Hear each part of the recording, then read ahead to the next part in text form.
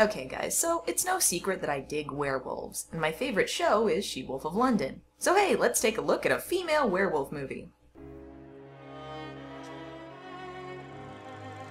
Ginger Snaps is about Ginger and her sister Bridget, two teenagers who are obsessed with death. Ginger is bitten by a werewolf and spends the movie slowly turning into a monster. Hence, Ginger Snaps. Clever! I get asked about the Ginger Snaps movies quite a bit actually, and truthfully it's been way too long since I sat down and watched them. So I've taken the time to revisit the flicks this October, and I've been pleasantly surprised at how well the first one has held up. If you want a pretty good summary of the tone of this movie, take a look at the following. Hey, just give me one clean shot. Just one, I fucking promise you. Nail Don't it. humor me. So, Fitz, I think we should get together.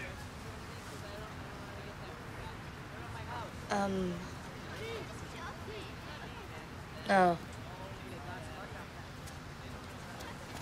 This is not your average teen flick. It's pretty much anti-romance happy fun time. And it's also incredibly funny. The humor stems from Ginger and Bridget's complete distaste for everyone else. Their happy, bubbly mother, the cheery school nurse. The film paints positivity in such a negative light that you root for horrible things to happen.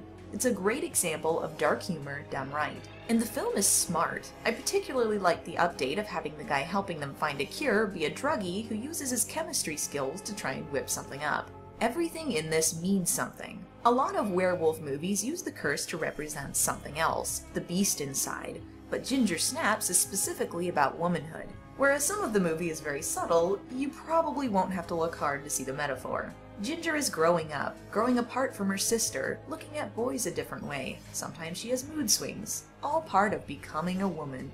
Also, you might hunger for human flesh. In a genre that's very testosterone-based most of the time, it's a unique look at femininity. It's also a movie with female leads that doesn't center on romance. Ginger and Bridget are written like real people. Very disturbed people, but people. Horror is unique in that it's sometimes exploitative of women, but can also be one of the most empowering genres. Some of horror's strongest characters are the final girls, the ones who survive the horror and kick some ass at the end. Which brings me to my next point. Ginger Snaps isn't really Ginger's movie. Essentially, the main focus is on her sister Bridget. She begins the movie very much in second place to her sister, hiding in the background and doing everything she does.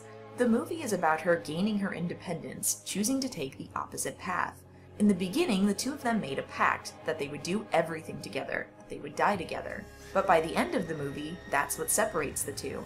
Bridget chooses life. Ginger has the opportunity to get help, but she's too far gone to ask for it anymore. She continues down her own path to destruction.